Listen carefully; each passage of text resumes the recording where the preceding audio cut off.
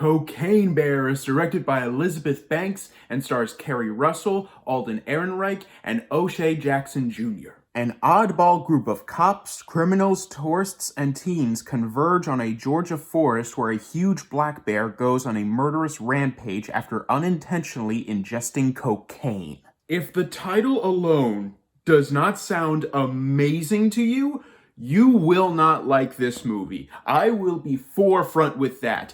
But if Cocaine Bear, the title itself, makes you think that is ridiculous, I need to see what it's about, you will love this movie. I thought the advertising for this movie was hilarious, with a whole bunch of mockumentary-style PSAs and a whole bunch of advertisements saying that it is inspired by true events, which it actually is, just very much lied and fictionalized intentionally. And the fact that this is the first time in 3 years that I went to a movie theater where it was an entirely packed crowd that wasn't Marvel or Disney related in the slightest.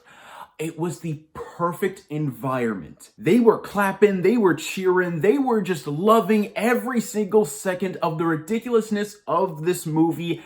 And I won't lie, so was I. This movie's amazing. The best part about this movie easily is the comedy. This movie is so self-aware about how ridiculous even just the title is, let alone the story itself, and it loves every single second of it. If I were to ratio the jokes, I would say that only 10% of the jokes either don't work or just don't land, but the other 90% either really work or are just flat out hilarious. And I think there are two main reasons why the comedy in this movie works really well. And one of those reasons is the acting.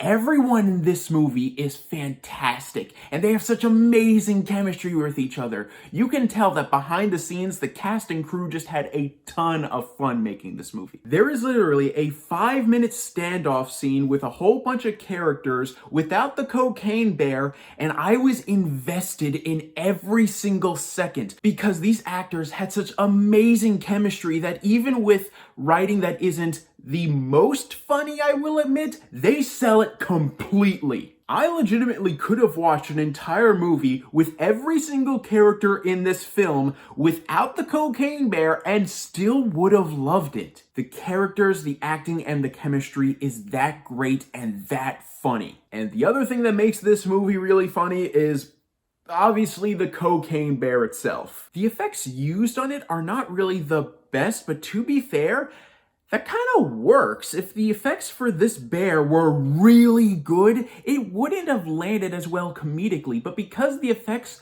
are good but not great, there is texture to the bear, but it doesn't look 100% realistic, it just adds to the overall silliness of the film. Especially the music, which is just a mixture of every single 80s synth style and just classic monster movie over dramatized score that you could possibly imagine, mixed into one, and it is as awesome as you could imagine. It set the tone for the film almost instantly, and it just rode that wave until the end credits and even afterwards, and I loved it. So yeah, if you're just going into this movie just to have a ridiculously fun time, laughing at literally every single scene, more or less, you're gonna get that, and I got that too. But to be fair, it's not a perfect movie. The characters in the film aren't really the best fleshed out, and in terms of the kids in the movie, yeah, they don't really talk like kids. They talk like adults, and to be fair, that does kind of add to the comedy, but as I was just watching these two kids talk to each other in ways that kids don't talk to each other, I did sort of find it weird. The movie is also very cutaway heavy, which, to be fair, 1 or 2 times they actually use the cutaways in very clever and very funny ways.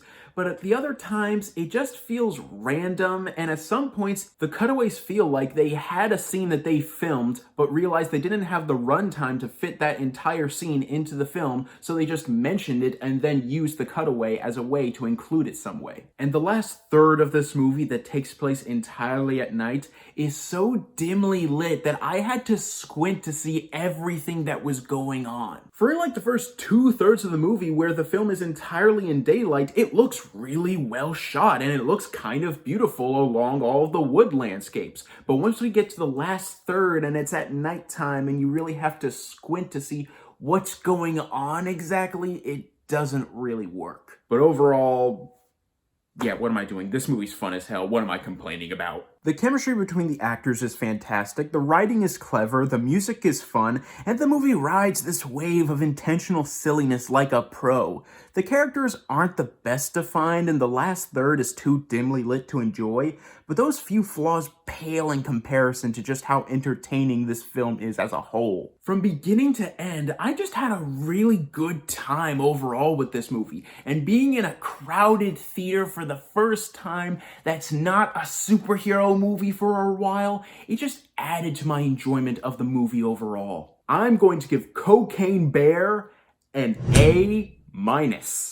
Well guys, thank you so much for watching, and let me know in the comments down below, what is your favorite movie that is so intentionally silly that it's actually really solid? For me, it has to be Face Off. I mean, this should not be a good movie, but it is, because they knew what they were doing. Thank you guys so much for watching. You guys are the best, and don't forget to click subscribe and click the bell icon down below to stay up to date on all things movie, all things TV, all things nerd.